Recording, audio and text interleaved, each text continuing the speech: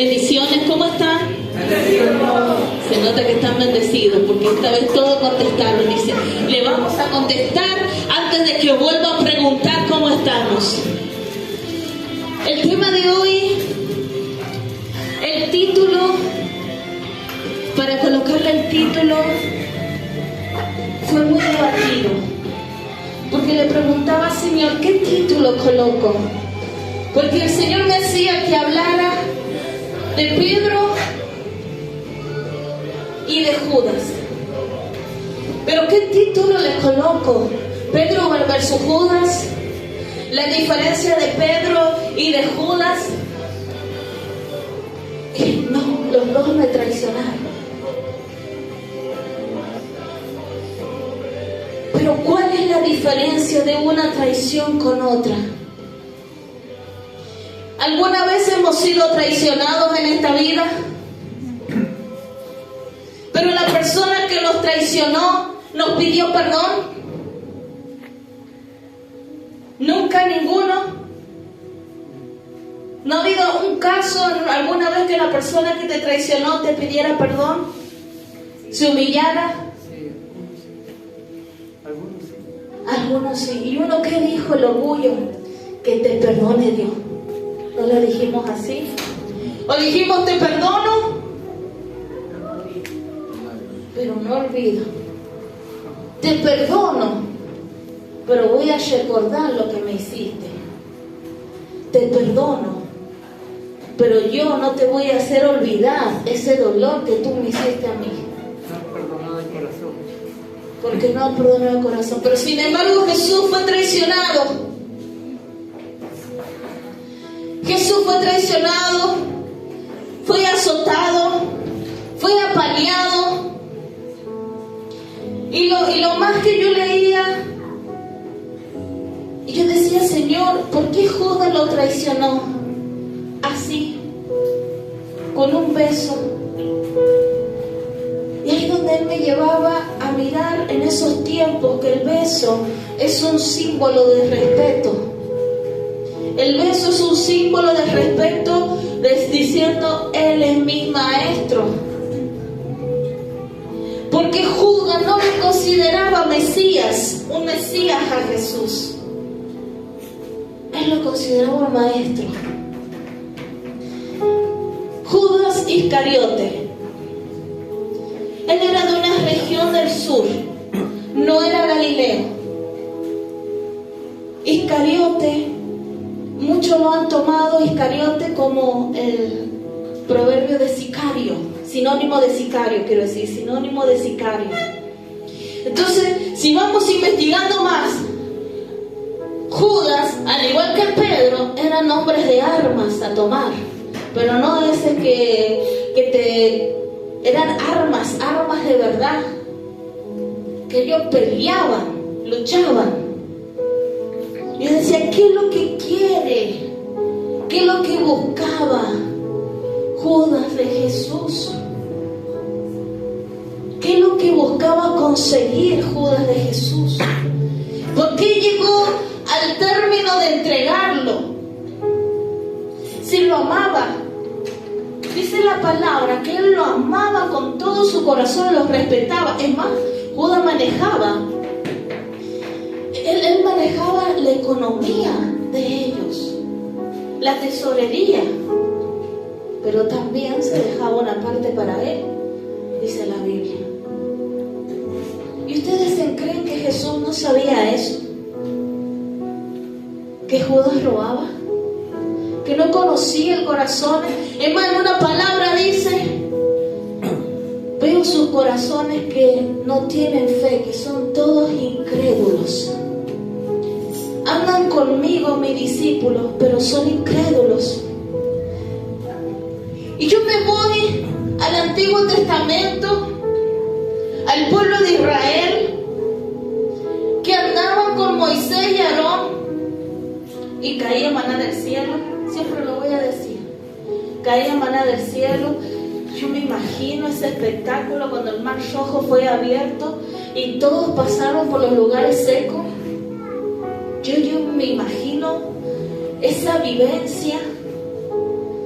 única, sobrenatural, y los que vivieron y hasta el día de hoy los recordarán. Cuando Moisés levantaba las manos, el pueblo de Israel ganaba contra los enemigos. Cuando bajaban las manos perdían. Pero aún así lo traicionaron a Moisés. Se levantaron. ¿Pero por qué hubo traición? ¿Qué es lo que nos lleva a traicionar a la otra persona? ¿Qué es lo que nos lleva a pecar? ¿Por qué Lucifer traicionó a Jesús? Traicionó a Dios, quiero decir. ¿Por qué Lucifer traicionó a Dios? Querubín hermoso. Dice la palabra que cuando él adoraba hacía descender la presencia de Dios en la tierra. Porque cuando empieza el orgullo, cuando empieza a haber orgullo, cuando nos creemos únicos, es cuando empieza a haber la traición. Cuando nos creemos, como dice el dicho popular, la última Coca-Cola del desierto, ahí empieza a haber la traición. Cuando decimos yo soy mejor que él, yo soy mejor que ella, nadie me va a igualar, ahí empieza nuestro corazón a enorgullecerse. Yo puedo hacerlo mejor, nuestro corazón empieza a enorgullecerse. Y si vamos a la palabra de Marcos 8, del 31 al 38, y comenzó a enseñarles que era necesario que el Hijo del Hombre padeciera mucho.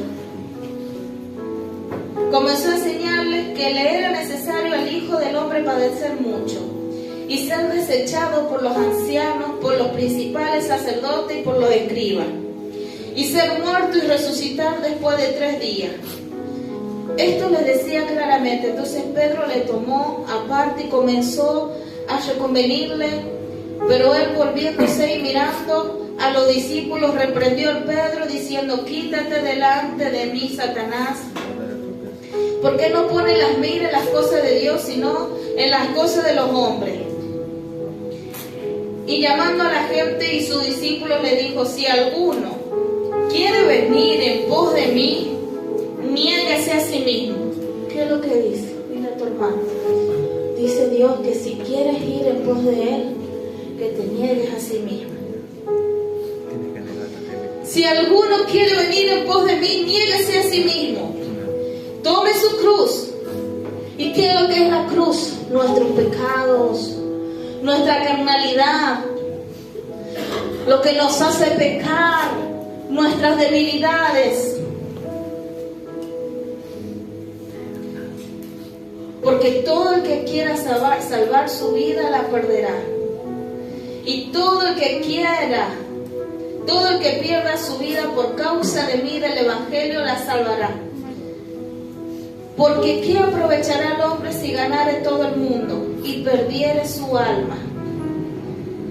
¿Y qué recompensa dará el hombre por su alma? Porque el que se avergonzara de mí y de mis palabras, en esta generación adúltera y pecadora, el Hijo del Hombre se avergonzará también de él, cuando venga en la gloria de su Padre con los santos ángeles.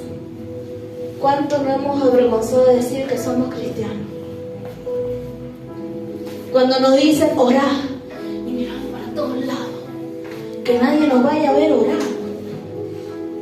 Cuando estamos evangelizando, que nadie nos vaya a conocer. Cuando estamos trabajando con los jóvenes y nos disfrazamos, vamos mirando, que no nos conozcan, que se nos van a burlar. Y cuando nos dicen, ¿dónde queréis estar más? Aquí con nosotros en la iglesia. Y por complacer a la otra persona decimos aquí y no en la iglesia. ¿Nunca les ha pasado? No me mientan, porque yo lo he vivido, me ha pasado. Y yo sé que muchos de los que están acá les ha pasado. Cuando se empiezan a burlar, y vienen llegar, ahí viene la que reprende. Ahí viene la que echa fuera demonios. Ahí viene la que dice: en el nombre de Jesús te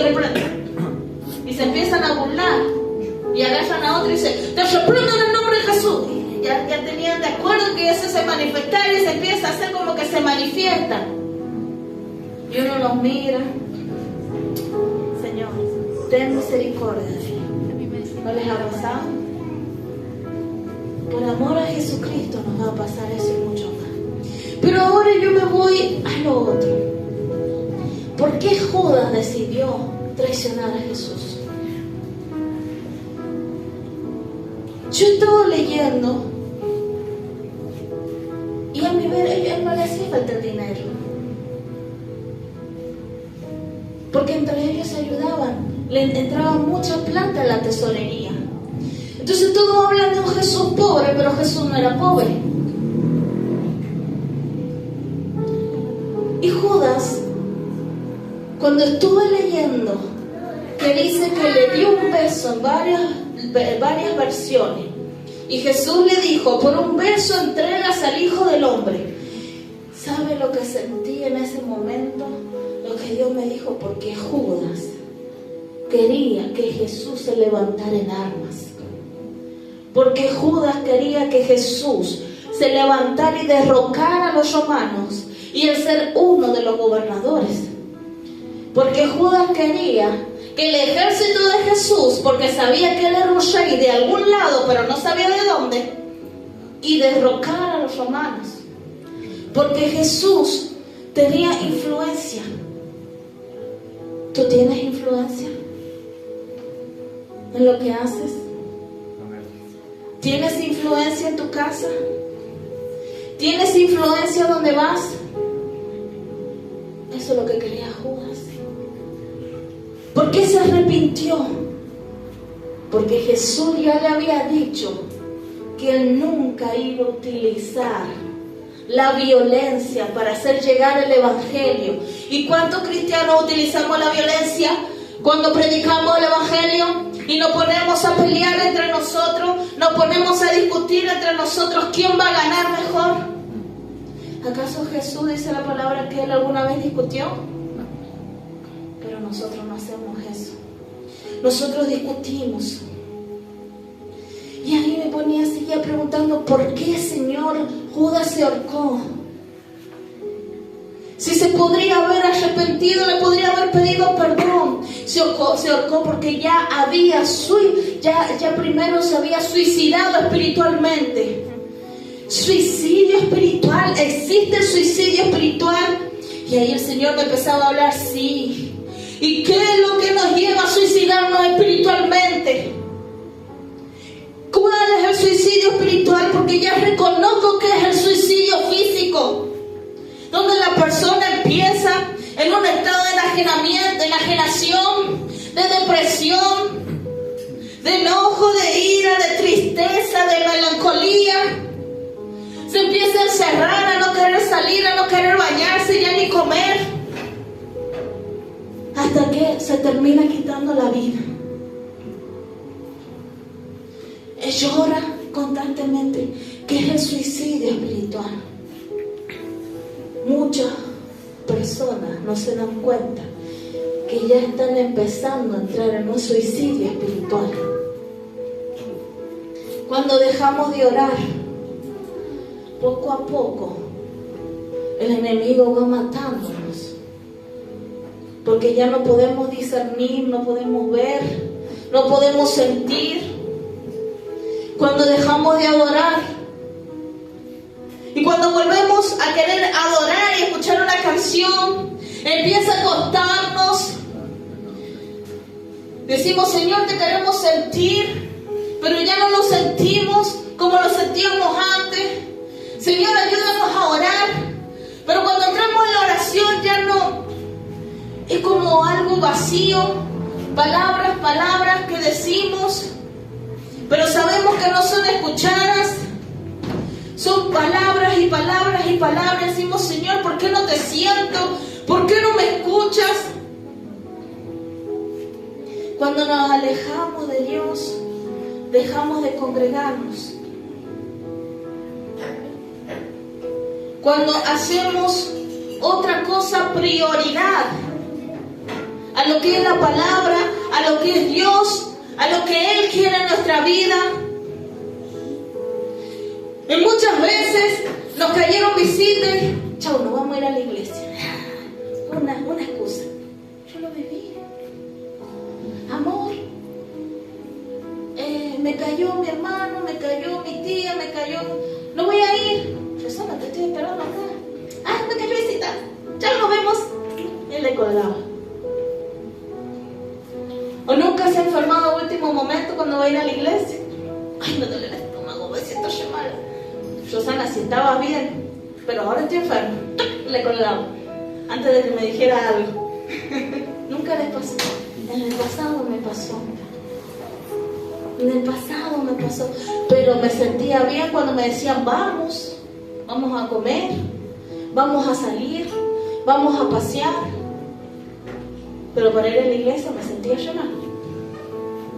Vamos teniendo un suicidio cuando no perdonamos, negamos el perdón o hablamos mal de otro. Entonces Judas empezó a tener un suicidio espiritual antes del suicidio físico. Empezó a morir espiritualmente antes de matarse físicamente. Si Judas se hubiese arrepentido y hubiese enfrentado las consecuencias de sus acciones, pero él no tuvo valor de afrontar las consecuencias de sus acciones. He conocido muchas personas que se han alejado de la iglesia porque hicieron algo y no tuvieron valor de afrontar las consecuencias de sus acciones y prefirieron alejarse y terminaron yendo al mundo, porque ni siquiera se fueron a otra iglesia, directamente se fueron al mundo. Y recordemos que vamos a tener consecuencias de nuestros pecados. Que lo que nosotros pecamos es cuando nos vamos a comprar y entregamos la tarjeta y la dejamos sin cupo, sin fondo la tarjeta. Después hay que pagarla y no tenemos dinero para pagarla. Tenemos las consecuencias de nuestros actos de gastar innecesariamente, indebidamente, desmedidamente. ¿Nunca les ha pasado que no tenían ni cómo pagar la tarjeta? Y si pago la tarjeta no tengo para comer. Y se endeudan hasta la cabeza. Lo mismo es el pecado. Es como la tarjeta de crédito. Tómalo ahora y págalo después. Pero ahora me voy a Pedro. Señor, en Lucas 22, 31 al 34. Dijo también el Señor: Simón, Simón, he aquí Satanás os ha pedido para zarandearos como a trigo. ¿Alguien ha trabajado en el campo? ¿Cómo se llaman las que son cuadrados grandotes que agarran para empezar a zarandear? La zaranda. Entonces tú sabes lo difícil que es zarandear el trigo con la zaranda. Que hay que tener fuerza para hacerlo. Que no cualquiera, es más, entre dos creo que lo hacen. Sí, hay que poner. Entre dos lo tienen que hacer. Es algo grandote que lo agarran entre dos y empiezan a zarandearlo. Y no es poquito trigo que él coloca, ni mucho trigo. Y están ahí varios tiempos hasta que eso, lo que tenía que bajar cae y lo que no sirve queda arriba. Ha pedido zarandearlos como a trigo. Entonces Satanás sabe la debilidad.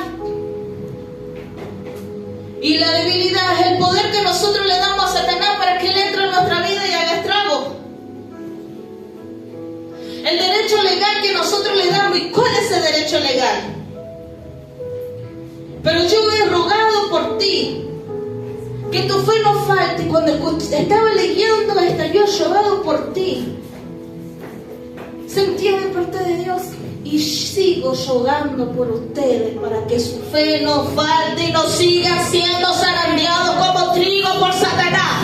Yo sigo rogando al Padre por ustedes. Yo sigo velando al Padre por ustedes para que no sigan siendo zarandeados como a trigo. Para que el enemigo no tome derecho legal sobre su vida y sobre toda su familia.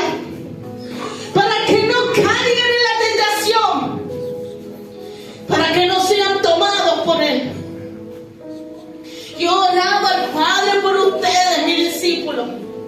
Yo oraba al Padre para que no caigan en la garra del enemigo, para que no sean tomados por él, porque uno de ustedes ya fue tomado. Uno de ustedes ya está allá, esperando el momento para que yo sea entregado a los hombres. Pero yo oro al Padre para que no les suceda lo mismo a todos ustedes. Dispuesto estoy. Dice, y tú una vez vuelto confirma a tus hermanos. Y le dice, y tú una vez vuelto, tú Pedro, una vez vuelto, tú Pedro, vas a caer, pero te vas a levantar. Tú, Rosana, vas a caer, pero te vas a levantar, y una vez que te levantes, confirma sobre mi promesa, confirma quién soy yo, confirma cómo yo trabajo en tu vida, confirma lo que hice, confirma cómo me muevo, confirma que te libré, que te liberté, que tus cadenas fueron rotas en el nombre de Jesús y que te sané.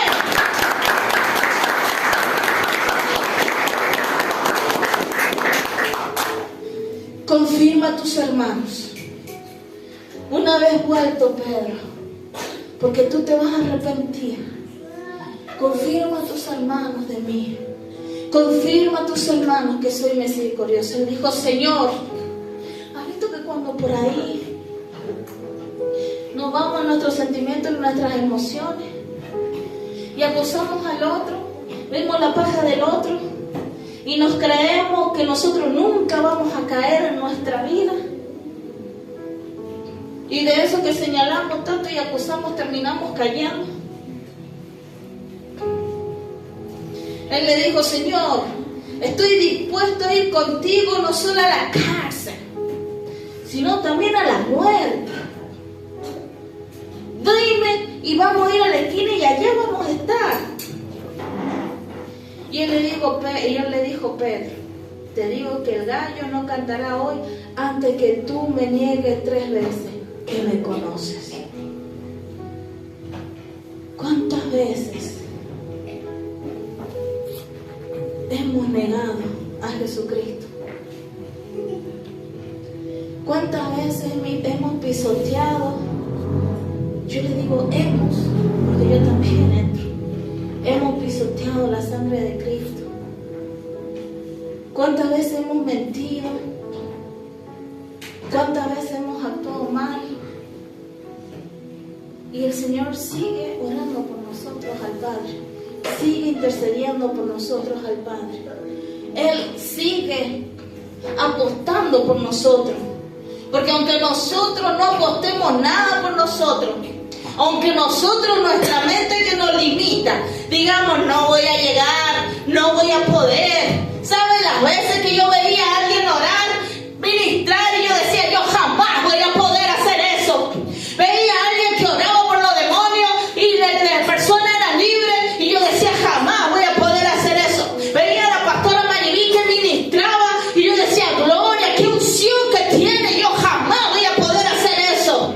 Mi mente me limitaba, mi mente hacía que yo no viera el propósito de Dios, mi mente hacía que yo no tuviera fe, yo misma me limitaba. Yo veía a mi esposa predicar, hoy más unción que predicaba, y yo dije, jamás voy a predicar así, jamás me voy a poder mover así. Pero yo misma me limitaba, yo misma decía que no lo iba a poder hacer, y dije, Señor, si así lo vas a hacer, cosas grandes hará, mayor que esas hará, tú lo vas a poder hacer. Ten fe, cree, ten fe. La fe me lo montaña, la fe mueve la mano de Dios en tu vida. La fe, deja de limitarte, hombre y mujer. Amén.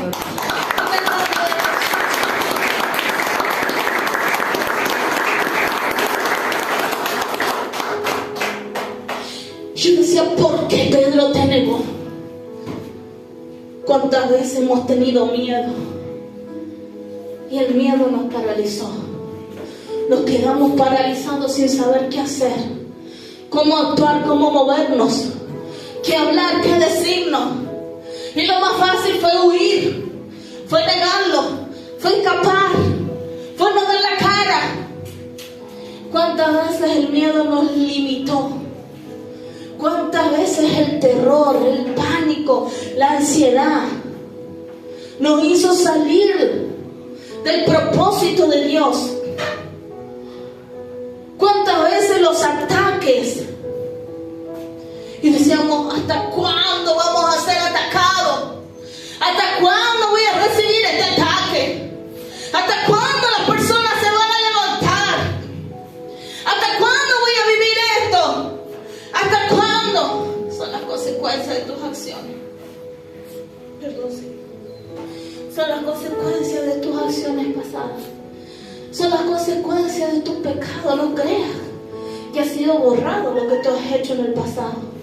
No creas que todavía no está escrito lo que tú has hecho en el pasado. Estás viviendo las consecuencias. La estás viviendo, pero yo estoy velando al Padre por ti. Yo estoy velando al Padre por ti para que tenga misericordia de ti. Y le digo, mira a mi hija, mira a mi hijo, que se ha entregado de corazón a ti. Mira a mi hijo, mira a mi hija, que te buscan de corazón, que te buscan y te sirven. Y han dejado sus malos caminos, han dejado sus malas acciones. Y ya no lo siguen a Satanás. Ya no lo adoran al enemigo. ¿Cuántas veces nos hemos quejado? Hemos dicho, de verdaderamente, ¿dónde estás, Dios? ¿Dónde estás, Dios? ¿Hasta cuándo, Dios, voy a vivir esto? Yo me imagino que Pedro, Judas decían eso. Pero, ¿saben cuál es la diferencia entre los dos? Que Judas, el miedo lo paralizó, el pánico, el terror, lo llevó a quitarse la vida, a no enfrentar sus acciones, su pecado, porque el enemigo le dijo que iba a estar mejor, y él dijo, me voy a encontrar con Jesús seguramente en el más allá, y allá le voy a pedir perdón. Yo creo que él dijo eso, pero Pedro dijo, no, yo tengo gente que debo ayudar. Yo me tengo que levantar y pedirle perdón a Jesucristo. Yo sé que Él me va a perdonar por haberlo negado, porque yo juré y juré y juré que jamás lo iba a negar. Yo dije, jamás te voy a negar contigo hasta la muerte. Y por eso a Pedro lo llevó, que cuando lo encarcelaban, él se gozaba en el Señor. Que cuando lo azotaban, él se gozaba en el Señor. Y capaz que decían, mira este loco, cómo se goza, y dice, gloria a Dios que me azotan, gloria a Dios que me apresan, gloria a Dios que estoy viviendo lo mismo que Jesucristo, porque yo antes lo abandoné, antes lo deseché, pero ahora estoy en su gloria, ahora fui bautizado, fui lleno de su presencia.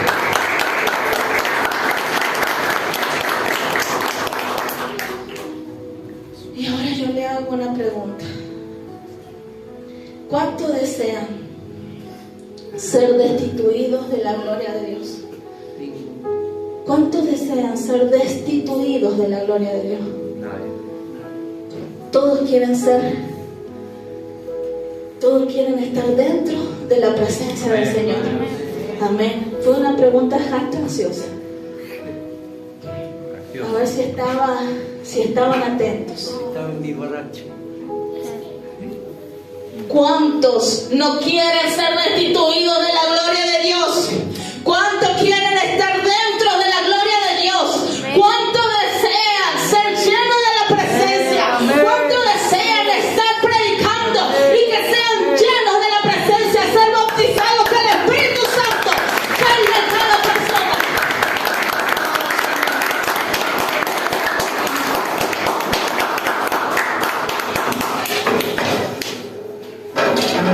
Yo dije que no iba a aburrir, que iba a ser cortita, que iba a ser cortita, preciso y poderoso. el Señor empieza a llenar cada uno de su presencia. Que el Señor empieza a restituir en tu vida lo que el enemigo te quitó, lo que el enemigo te robó cuando nosotros le dimos el derecho legal. Que el Señor empiece a restituir en tu vida los dones y el ministerio que el enemigo quiere robar de tu vida y de tu descendencia. Esa sangre y esos decretos